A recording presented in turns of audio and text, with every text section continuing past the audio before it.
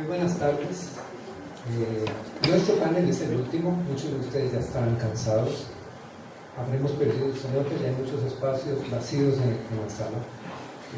Entonces vamos a tratar de hacer esta presentación un poquito más dinámica. El panel de agroalimentarias quiere, hemos visto, vamos a plantearlo en estos términos. En el área de las tecnologías de la información, las TICs, en el área de la biomédica, hemos visto que en Costa Rica hay un sector que avanza muy rápido, tan rápido y competitivamente que lo hacen empresas en los países más desarrollados. Se han generado inversiones muy importantes, se ha generado trabajo para mucha gente bien preparada, pero este sector tiene acción en la gran área metropolitana. Los trabajos que se generan son para individuos con muy buena educación y las exportaciones están muy correlacionadas con importaciones de materia prima. O sea que todavía los encadenamientos que se realizan a nivel local son muy pequeños y la riqueza que se genera se distribuye en la gran área metropolitana principalmente, no permea a las capas más bajas de nuestra sociedad. Al mismo tiempo, ya desde hace décadas tenemos un 20% de pobreza en nuestra población y por muchos millones que invertimos cada año en tratar de bajar eso, pues nos mantenemos en el mismo nivel. Obviamente no estamos haciendo esas inversiones para aliviar la pobreza, no están siendo bien dirigidas.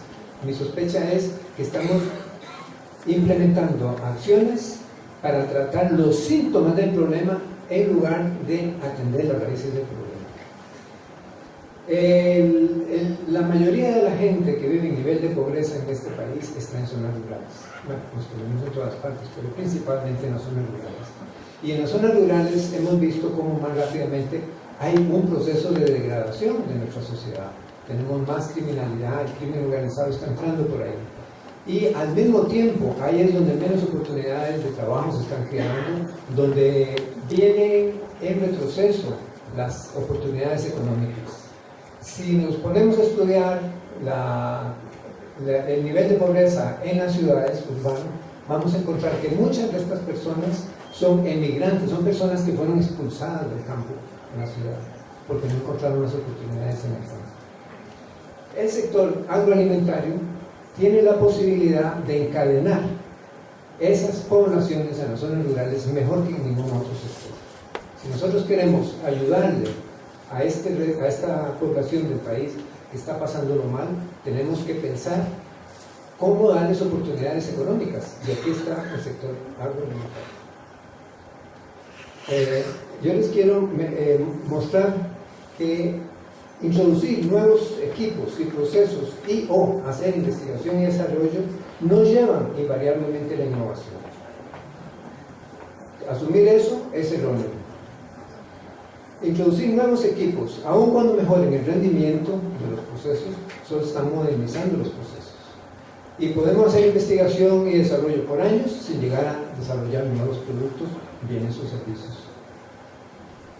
Cuando hablamos de una organización es innovadora, cuando ésta está en vías de hacerlo, cuando adopta una cultura de innovación. Nosotros podemos hablar de ser innovadores, pero ¿cómo lo somos? Somos cuando pensamos distinto, cuando actuamos diferente, cuando somos consecuentes, cuando dejamos de hacer lo mismo de siempre para responder a los problemas que se vuelven crónicos. Cuando una empresa es innovadora cuando genera cada ciclo una porción de su ingreso a partir de bienes y productos que no existían en el ciclo anterior. Si nosotros hacemos eso cada año, somos una empresa innovadora. Entonces, estos conceptos los he introducido para que cuando empecemos a oír a nuestro panel, los tengamos en cuenta.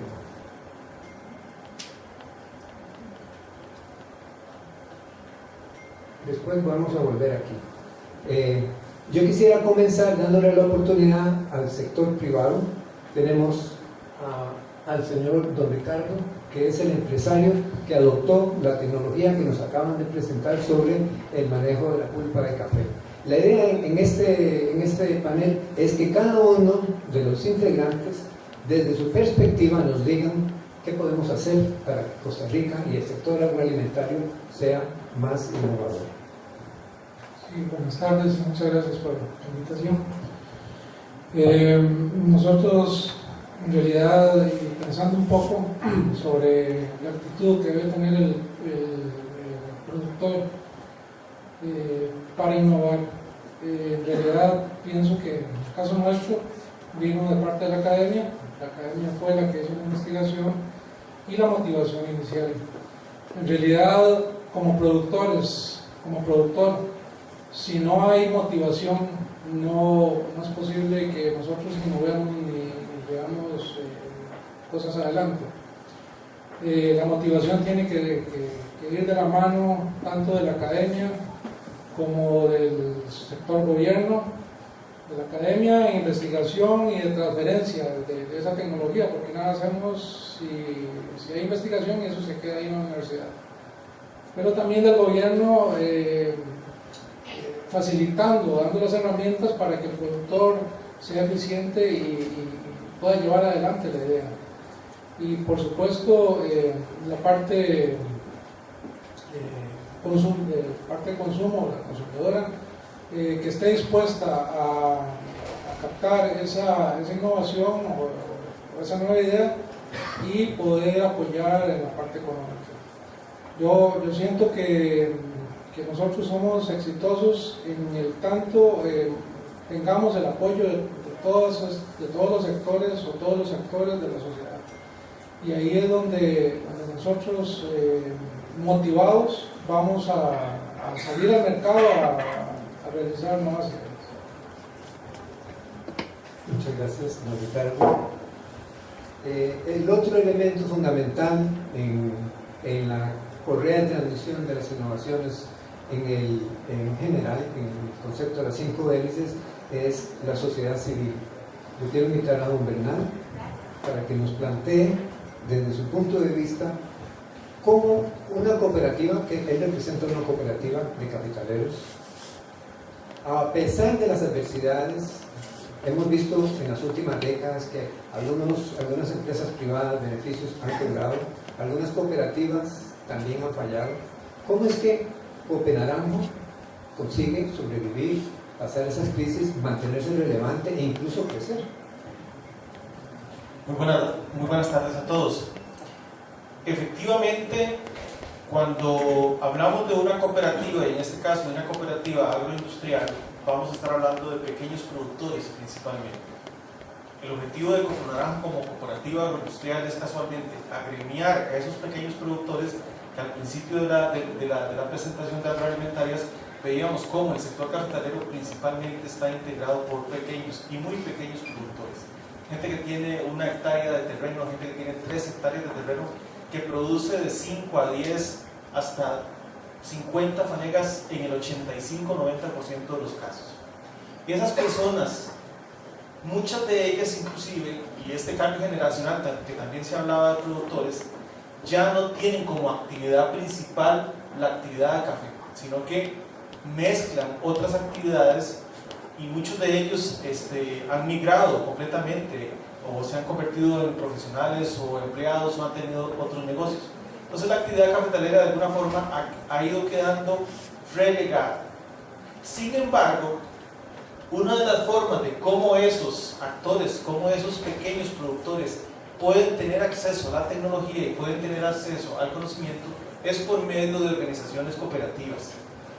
Estas organizaciones cooperativas lo que buscan realmente es agremiar a esos productores y poder entonces dar accesibilidad a ellos a esa tecnología que tanto la academia, que tanto el Estado, por ejemplo, en el caso del sector cafetalero, que existe un Instituto del Café de Costa Rica que administra una ley de relación entre productores, beneficiadores y exportadores, logra realmente poder transmitir esos beneficios al pequeño productor.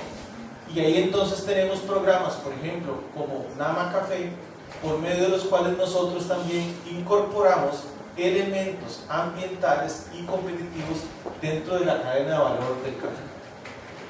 ¿Cómo ha hecho Cupro Naranjo a través de sus 50 años de existencia, de poder ir manteniéndose en el mercado? Bueno, fundamentalmente porque ha buscado adaptarse a las necesidades del mercado a nivel internacional. Cuando hablamos de café, pues principalmente vamos a pensar en un mercado internacional de exportación, pero también adaptándose a los requerimientos en materia laboral, en materia ambiental, en materia fiscal, por ejemplo, que tiene el país a nivel local. Entonces, yo creo que una de las formas, una gran herramienta que la sociedad civil tiene es poder, principalmente los pequeños productores en este caso, es casualmente agremiarse a organizaciones que les sirvan para poder tener acceso a esa información, a ese conocimiento que realmente catapulta la innovación. Nosotros como empresa cooperativa, bueno, no solamente tenemos que competir contra los precios del mercado a nivel internacional, sino también contra el tema del cambio climático, que para nosotros tiene un efecto directo y que ya lo sentimos en la productividad de las fincas, ¿verdad? Eso es una realidad que estamos viviendo. En el tema de las lluvias, por ejemplo, en el tema de las plagas y en el tema de las mutaciones de algunas enfermedades, por ejemplo, en el caso de la roya, que realmente se convierte en un elemento que hace un poco difícil la producción de café. Pero todo esto lo hemos podido ir combatiendo con el acceso a la tecnología, con el acceso a la información, con el acceso a la información de mercado y con el lograr poder, como ejemplos como estos que hemos visto, poder tener ofertas al mercado internacional con una mejora, con un valor agregado, ¿verdad? De las condiciones en las cuales el café en Costa Rica se ha logrado producir, ¿verdad? Y que el sector cafetalero pues trae desde los años 90, mediados del año 90, ha venido en una transformación principalmente en la reducción del uso del agua y en la reducción de emisiones al aire, ¿verdad? Que ha hecho un esfuerzo importante. Este ejemplo, por ejemplo, de hornos, es un ejemplo importantísimo en reducción de emisiones al aire. Y en el caso del agua, pues ya se ha reducido mucho la cantidad de los metros cúbicos de agua por fanega o por quintal que se procesa. Entonces yo creería que una forma concreta de cómo la sociedad civil puede tener acceso a la tecnología, al conocimiento que genera la academia o que genera la articulación estatal es por medio de organizaciones cooperativas en donde esos pequeños productores tengan acceso a esa información y de forma unida, que realmente de forma individual va a ser muy difícil invertir, pero de forma conjunta sí lo pueden lograr. Y de esa forma, pues, tener ofertas de escala o ofertas de volumen que sean mucho más competitivas en el mercado. Muchas gracias, don Bernardo. Una cosa que don Ricardo no mencionó y que yo quiero hacer evidente aquí es el tema de la economía circular. En el caso de don Ricardo, cuando él procesa café, la rosa, pero la cáscara del café está empezando a ser el primer producto de su operación. El café es un subproducto. Ya lo que era un residuo se transformó en un sustrato para una actividad industrial que genera otro producto que tal vez tiene incluso más valor que el producto inicial. ¿Qué le sobra ahora a don Ricardo? Agua, pero como es muy eficiente en el uso del agua, ni siquiera es un problema. Estamos entrando en la economía circular y yo no he oído ningún otro ejemplo hoy aquí, tal vez que me corrijan, de evidencia de que la economía circular funciona y da réditos. Entonces quiero hacer ese enfoque. Don Bernal, yo supe de dos elementos por los cuales Copenaranjo se diferencia. Producir lotes de café de alta calidad en Costa Rica hasta ahora supone producción de lotes muy pequeñitos en zonas muy aisladas, o bueno, zonas independientes. Pero nadie ha encontrado la manera hasta ahora de hacer un lote relativamente grande y no hacerlo solo un año, sino año con año. Bueno, entiendo que ustedes lo han logrado.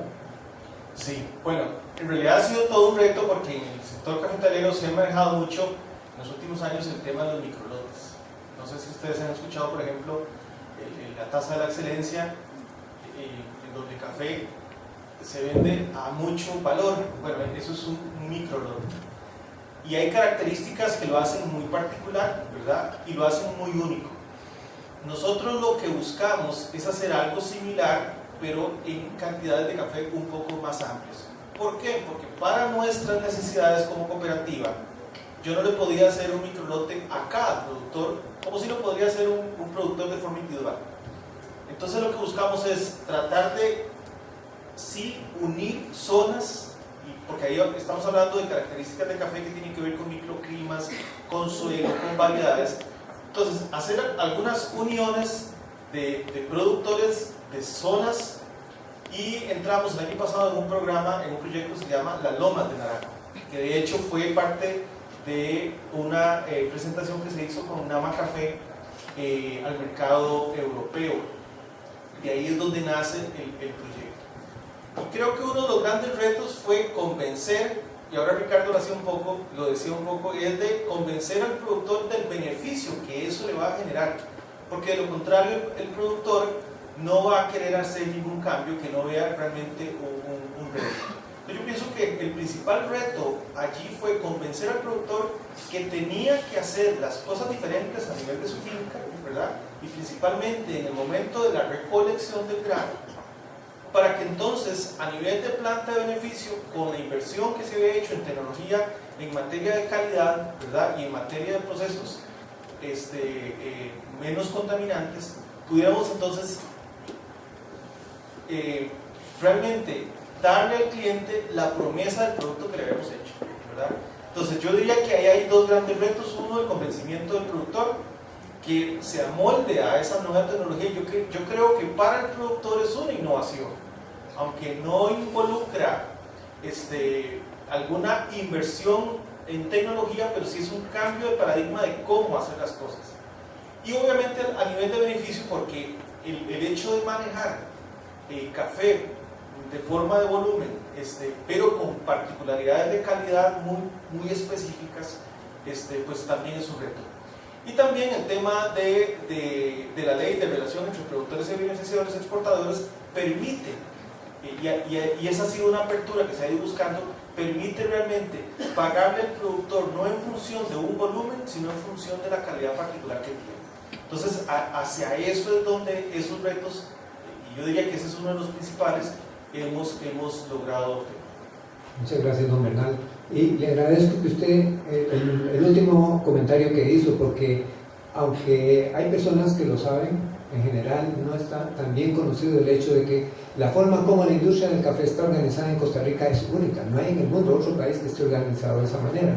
El sistema funciona de tal forma que le permite al agricultor capturar el 75% del valor de venta, de exportación de su café. Y en otras industrias eso no se da. Estoy familiarizado con la industria forestal. En la industria forestal, el agricultor recibe el 25% del valor de venta del producto al consumidor. Y en el caso del café, todo está regulado, todo está auditado por un tercero independiente. Y esto le da un valor increíble. Yo desearía que tuviéramos el mismo esquema en las demás actividades agrícolas. Esto es algo que ojalá hubiera una iniciativa para dejarlo adelante. Otra cosa que don Bernal hizo fue explicar que ellos consiguen vender sus lotes de café con alta calidad gracias a algo que tiene que ver con Nama Café. Lilian, ¿qué es esto de Nama Café? Bueno, buenas tardes a todos. Perdón, Emilia. Sí. Nama Café es una iniciativa que vino del MAC, del MINAE y del café, que en este momento está siendo impulsada por la GIZ, por el trabajo. Y este equipo lo que se planteó hacer fue, queríamos bajar las emisiones que se generan, emisiones de gases de efecto invernadero, que se generan en todo el sector cafetalero de todo el país. Y uno dice, no, pues eso es un montón. es un país entero con un montón de actores, beneficios, productores, cooperativas, regionales del mar, regionales del café. ¿Cómo se aglomera todo esto? Entonces, ya tiene el ratillo de haber empezado, y ahorita lo que mencionaba don Bernal en realidad, y se enlaza un poco con lo que mencionaban en el panel anterior de que viene primero luego la gallina, el producto o el mercado. En este caso, lo que se decidió ofrecer fue el producto de un café que fuera de alta calidad, como se produce en Costa Rica, pero que además fuera bajo en emisiones. Entonces, ¿qué significa que es bajo en emisiones? La mayoría de nosotros no está muy familiarizado con este tema. Sabemos que son emisiones y pensamos automáticamente en transporte o en buses, trenes, carros, o en algunos casos incluso con la ganadería. Pero bueno, café sí produce emisiones de gases de efecto invernadero. Y bueno, se planteó la Nama Café, que es la primera nama agrícola del mundo, y se hizo en nuestro país y en café. Entonces es algo que es realmente súper innovador. No se había hecho nunca antes algo similar. Eso también quiere decir que se va aprendiendo conforme la vamos haciendo, porque nunca antes se había hecho. Entonces hay muchas cosas que no se sabían. Y una de esas cosas fue, no sabíamos si iba a haber mercado para este tipo de café, porque entonces había una tendencia a que yo llego a vender mi café y lo que tengo que hablar es que si tiene buena acidez, que si el aroma, que si esto, que si el otro. Y entonces se hizo una gira con algunos beneficios que trabajan dentro del proyecto y dijimos, bueno, usted va a ir a presentar todo eso, pero además va a ir a presentar que usted hace todo eso con emisiones reducidas en su beneficio. Y entonces sí fue un reto presentar eso a los mercados, a los compradores en su momento, porque también el comprador lo que dice es, ¿y eso qué significa? ¿Usted qué es lo que está bajando? ¿Qué son emisiones de gases de efecto invernadero? Y es un tema muy técnico y un poco aburrido de explicar, pero que a la larga significa que hay un esfuerzo de todo un sector que tiene que trabajar en conjunto, que tiene que poner de lado sus propias planes de trabajo y adaptarse entre sí a decir, ok, bueno, vamos a trabajar todos juntos, vamos a trabajar con la academia, vamos a trabajar los beneficios, el sector privado, los productores, el gobierno, ¿verdad? El MAG, el INAE, el café, todos juntos para lograr que esto pase. Y eso es, yo creo que tal vez uno de los componentes más innovadores del proyecto hasta ahora. A mí me gustaría poner en perspectiva lo que has dicho. Si nosotros nos fijamos en un gráfico, el volumen de café que Costa Rica viene exportando desde hace tal vez 15 años está horizontal, no ha habido cambio, si acaso está decreciendo. Quiere decir que Costa Rica tiene años sin aumentar la exportación de café porque la producción no está aumentando. Sin embargo, si vemos el gráfico del capital que se genera del producto de la exportación de café, tenemos una línea que aumenta con una pendiente de más o menos del 45%. Quiere decir que el café de Costa Rica año con año genera más ingresos. ¿Cómo es posible que vendiendo la misma cantidad de café cada año percibamos más dinero? Esto se debe a que una parte muy importante del café que nosotros producimos se vende no como materia prima sin diversificar, no se vende por el precio de la bolsa de Nueva York, se vende como un producto premium y se vende a precios mucho más altos. ¿Por qué? Porque tiene incorporados valores intangibles que los compradores dispuestos a pagar más están buscando, como es la trazabilidad, la calidad, saber que ese café es sostenible, que viene de fincas donde se respetan los impuestos, donde no se abusa de la mano de obra. Entonces, para dos productos idénticos en calidad, uno proveniente de Costa Rica y otro proveniente de otro país, el mercado paga un premio por el café de Costa Rica. Y esto se debe a iniciativas como Nama Café. Cuando yo hablo con los productores en las zonas rurales, en el Caribe, en el Valle Central, la mayoría de los productores son renuentes a entender el valor que representa la labor que hacen el sector académico. De alguna manera no están convencidos piensan que lo que ellos hacen pues está muy bien, hacen publicaciones, gradúan estudiantes, pero ellos no perciben en su vida cotidiana que la universidad o que la academia está generándole un valor a ellos. Aquí tenemos un ejemplo que demuestra lo contrario. Es el caso de don Ricardo y que nos presentamos en el caso de la Bolsa del Café. Yo quisiera preguntarle a doña Carmela, ¿por qué los agricultores no entienden el valor potencial de la universidad? Bueno, muchas gracias, Humberto. La pregunta es absolutamente válida y yo quisiera tal vez ampliarlo con 3 aspectos que me parece que son especialmente relevantes. El primero es el propósito y razón de la universidad como universidad pública. Le corresponde generar conocimiento que haga una transformación de la sociedad, que impacte, que logre hacer una diferencia. Y en muchas ocasiones nosotros desde la academia caemos en el sistema de investigación por los indicadores que son medidos internacionalmente como producto de investigación. Las publicaciones científicas, la formación que vaya a generar el mayor grado académico y que luego ese grado académico redunde en crecimiento académico de las personas, etc. Ese ritmo académico, que es excelente para generar conocimiento, requiere de un compromiso de parte de las unidades académicas o institucionalmente de las universidades para establecer estrategias de cómo transferir ese conocimiento. En muchas ocasiones no somos muy eficientes haciendo ese enlace porque los niveles de comunicación y de diálogo que podemos establecer son muy limitados.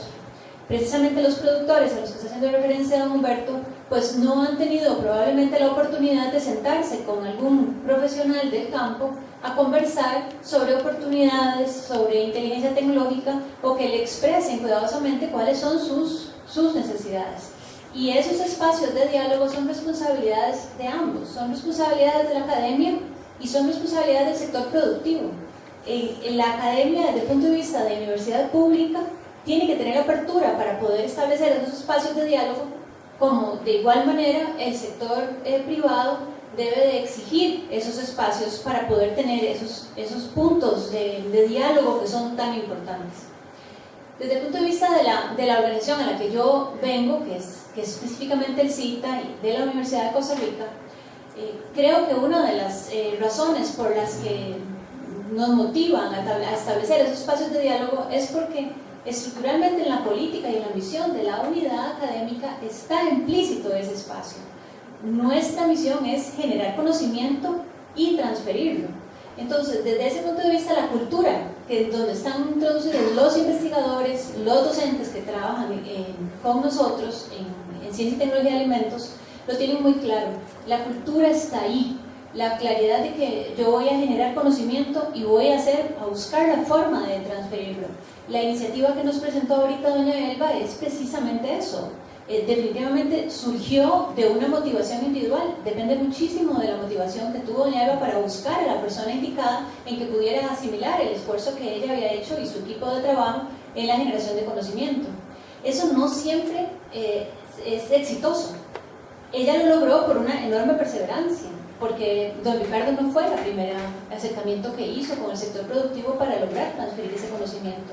Requirió de muchísimo esfuerzo al final para poder convencerlo. Lo que logró en ese momento fue encontrar a la persona indicada, porque desde el punto de vista de don Ricardo, él cuenta como un perfil de tener la motivación y además estar dispuesto a apostar al riesgo, porque incorporar un conocimiento de un producto completamente nuevo no es nada fácil. Ustedes vieron, tal como estaban explicando en su momento, el café dejó de ser su producto principal y empezó a trabajar como un producto de valor agregado a partir de la pulpa de café. Tiene un cambio sumamente importante para el sector empresarial. Encontró entonces don Ricardo una oportunidad que tomó. Eso no siempre está presente en el sector productivo. Y de la misma manera encontró el sector académico una profesora que estaba dispuesta a perseverar para lograr transferir su conocimiento. Combinaron dos cosas de muchísimo valor. Si esa es una forma en la que a veces funciona y a veces no se logra. La recomendada, que para nosotros es la que tiene más probabilidad de éxito, es cuando el diálogo es continuo con el sector productivo. los espacios en donde uno está conversando, en donde uno logra generar una oportunidad, entender una necesidad, encontrar donde yo integro la posibilidad que tengo yo de investigación junto con una necesidad que responde a una oportunidad de mercado que han establecido los empresarios. En ese momento es en donde se logra una mejor transferencia de conocimiento, porque la necesidad, el conocimiento que se genere surge vinculado a una oportunidad de mercado. En esos momentos lo ideal es establecer esos puntos en donde existe ese acercamiento, esos espacios en donde se podamos sentar juntos a trabajar. La forma correcta de hacer esto, bueno, depende del sector. La ventaja que tenemos en el sector agroalimentario es que es un sector sumamente dinámico. La velocidad que lleva la industria alimentaria es muy importante. La innovación, la exigencia al consumidor es diaria.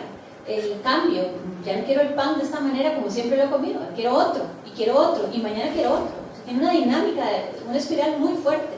Entonces esa dinámica empuja completamente a que el sector que tiene que estar trabajando con ellos, generando continuamente conocimiento, estratégicamente generando el conocimiento a mediano y a largo plazo, pueda vincularse directamente con ellos. Entonces, la responsabilidad de la academia es abrir esos espacios, bajar, a sentarse con los productores, con las asociaciones de productores, con la PYME, con las cámaras de industria, con la cámara en el caso nuestro, con la de la industria alimentaria, para encontrar esas oportunidades de trabajo conjunto. Y por último, el último tema que quería mencionar es que a lo interno de las universidades hay trabajo que hacer todavía para estimular al sector docente en vincularse en actividades de vínculo externo hacia innovación. Las diferentes universidades tienen diferentes formas, la política está ahí, es claro que tenemos que hacerlo, algunas tienen más facilidades que otras, pero el llegar a convertir en indicadores que estén relacionados a innovación dentro del quehacer universitario es todavía un reto que tiene que plasmarse. Está muy claro cómo yo crezco el régimen académico a través de puntos de publicaciones, está clarísimo, pero no está claro cómo logro a través de indicadores relacionados con innovación crecer en ese mismo régimen académico. Algunos lo harán, interpretarán como que esta es parte de mi responsabilidad, de mi compromiso con la sociedad, otros lo harán porque logran encontrar la forma de convertir un conocimiento publicado en una realidad de innovación, perfecto, y otros simplemente no desean hacerlo porque les interesa más su régimen académico y su crecimiento. Entonces, ahí todavía tenemos algunos espacios de trabajo a lo interno de las universidades precisamente para estimular que esos espacios y ese tiempo que se dedica a esto sea reconocido de alguna manera dentro del sistema. Muchas gracias, Carmela. Una cosa que ni doña Elma ni don Ricardo nos dijeron es que cuando doña Elma comenzó este trabajo lo hizo con las uñas, casi sin capital. Tuvo que generar prototipos que demostraran que había potencial. Cuando finalmente tenía un producto con muy buena certeza, se aproximó a Elicafé. Elicafé le dijo: me encanta, lo quiero hacer. Sí, lo quiero hacer. Y pasó el tiempo y no lo hizo. Ese producto estuvo a punto de desaparecer y habría sido una oportunidad perdida, como muchas otras, si no se hubieran encontrado a una persona como don Ricardo, que dijo: yo lo quiero. Tampoco don Ricardo dijo el capital que él arriesgó en montar esta iniciativa, para sacar un producto para el cual no hay patrones en el mercado, que no tiene definición en los sistemas de exportación. Por lo tanto, él llega a Europa con un producto que cuando llega a la sabana le va a decir: un momento, ¿esto qué es? Esto no es café, esto no es esto, sí es una infusión, pero claro, es un producto nuevo, no tengo estándares. Él se tuvo que enfrentar con eso y lo está haciendo muy bien. Don Ricardo no contó con fondos, hasta donde yo sé, del Estado. Ese es un factor que quiero que tengan en mente. El otro es que el Nama Café, con sus grandes beneficios y su gran potencial, yo no sé si tiene futuro asegurado. Y con estas ideas me vuelvo a don Eric Jara.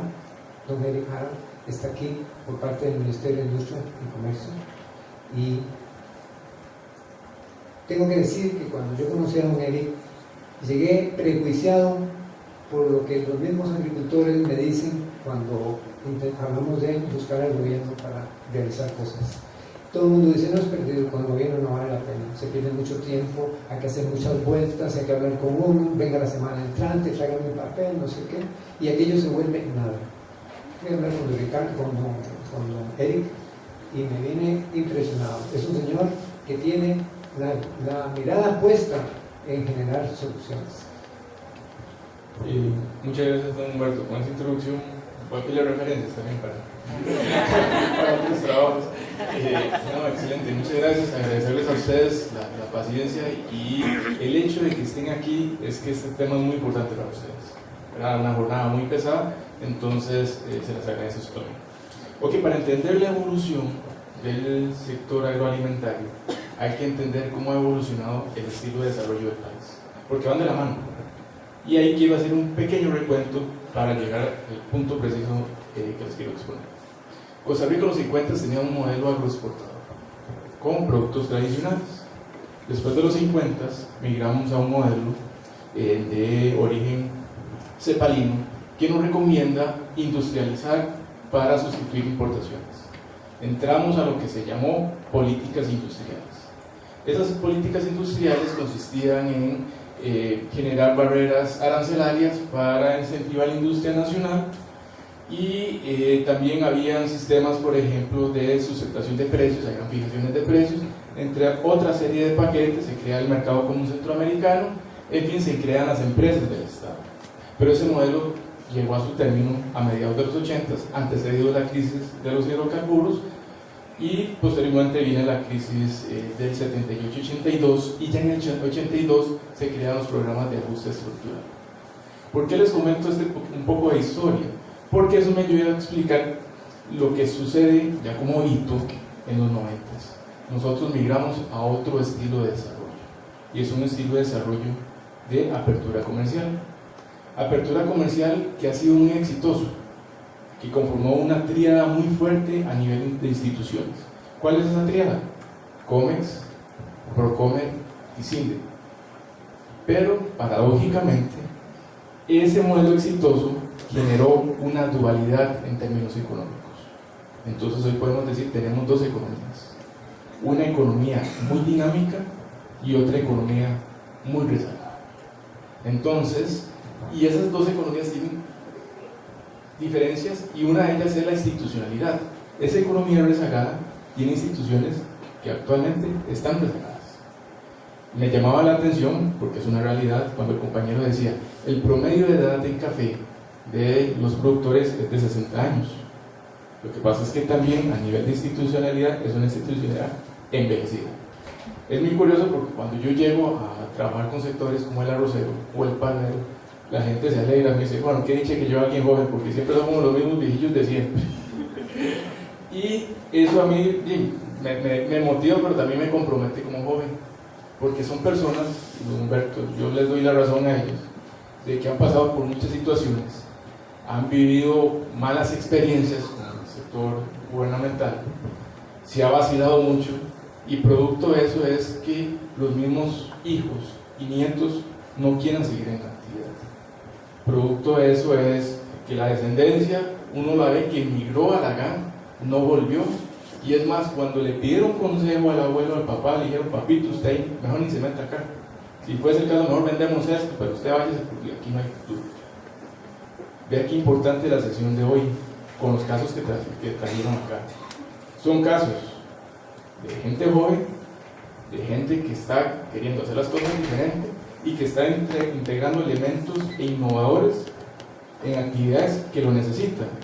¿Por qué? Porque el sector agroalimentario, es feo decirlo, es un sector, veamos lo bonito, como decía doña Irene Cañas, es un sector con muchas oportunidades, para no decir la otra palabra, ¿verdad? Con muchas oportunidades. Joseph Schumpeter, que es un economista, decía que en momentos de crisis se generan procesos de destrucción creativa.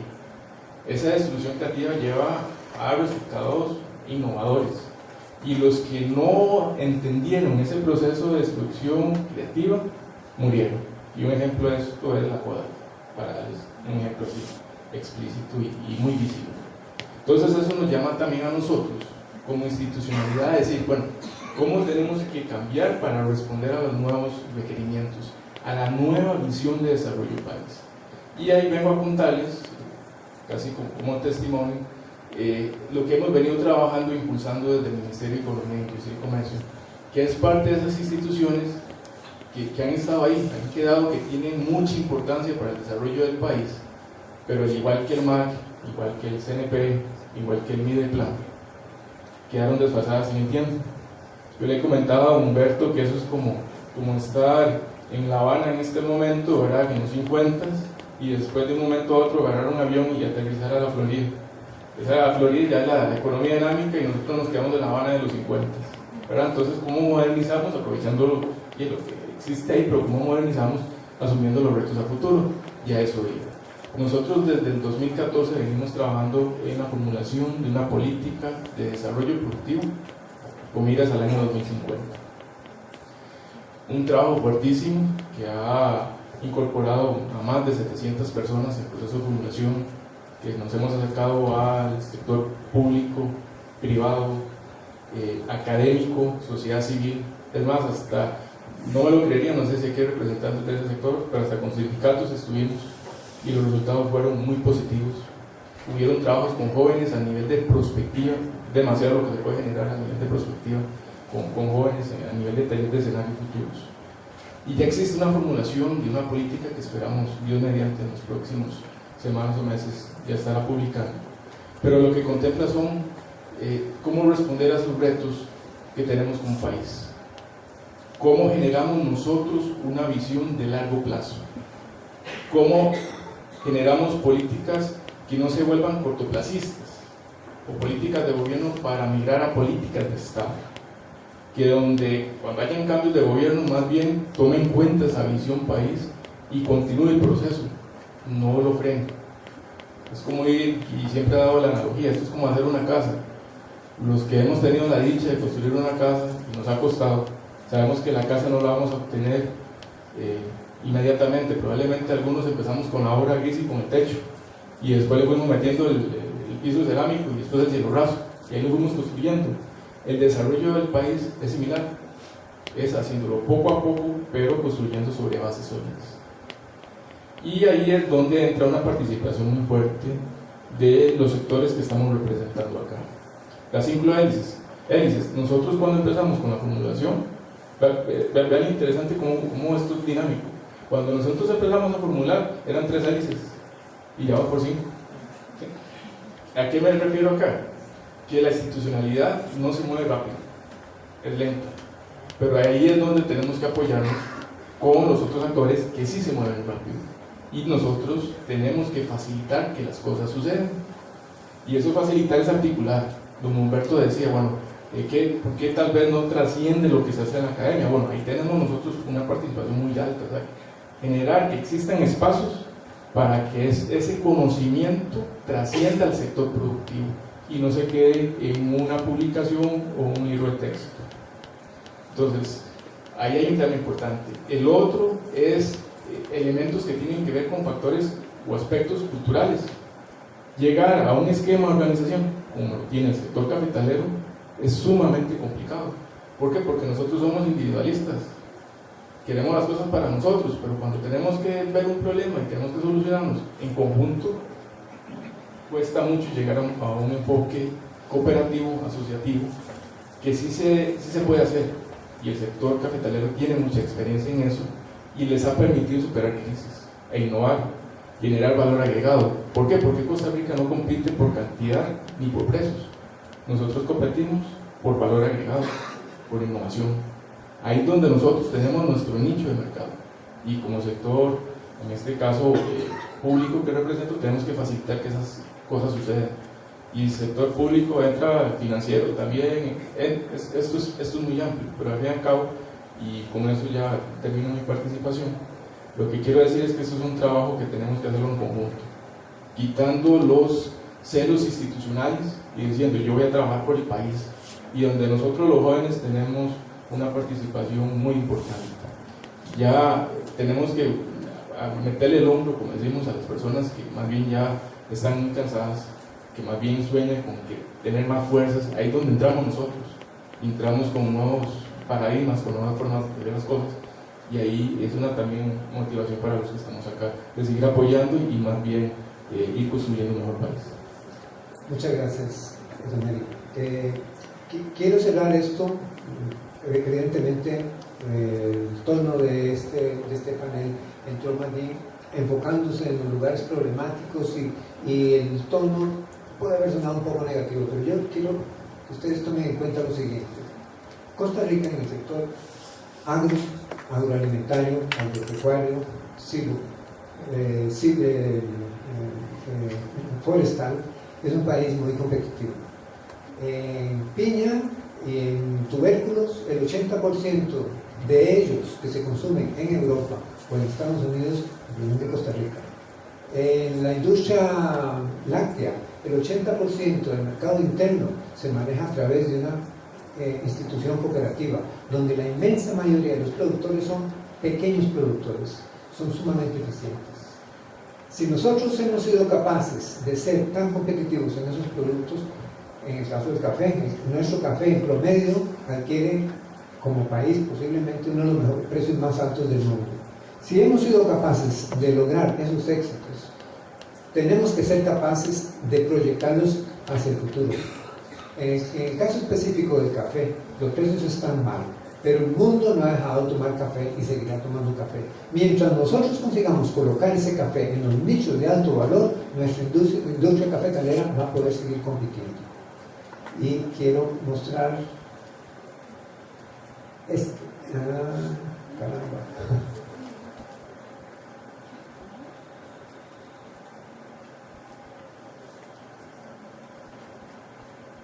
Nos conviene enfatizar más lo agro, y me estoy refiriendo a los otros sectores. Nos conviene, ¿por qué? Porque no podemos permitir que el nivel de pobreza en el país siga creciendo. Y ese nivel de pobreza está alimentado por una parte de la población que está en las zonas rurales, donde las otras industrias y los otros sectores no son activos. El sector agroalimentario y, por extensión, agro-silvopecuario encadena mejor que ningún otro sector de la población que vive expuesta a pobreza. Este sector favorece más a la población que está desatendida en nuestro modelo de desarrollo. Cambiar el modelo de desarrollo no va a suceder rápidamente. Estos sectores, la riqueza que genera se distribuye más equitativamente que en los otros sectores. Y en consecuencia, lo que nosotros invertimos en el sector agro en general va a generar un mayor impacto socioeconómico que los demás sectores. Por lo tanto, aunque sea lo más tradicional, aunque pensemos que es lo que está pasado de moda, seamos realistas. El 20%, casi la mitad de la población vive en zonas rurales fuera del Valle Central, y en esos lugares la industria, las actividades que generan riqueza son las agro-silvopecuarias. Y con esto cerramos. No sé si tenemos tiempo para, por si alguien tuviera alguna pregunta. Parece que ya lo agotamos. Muchas gracias.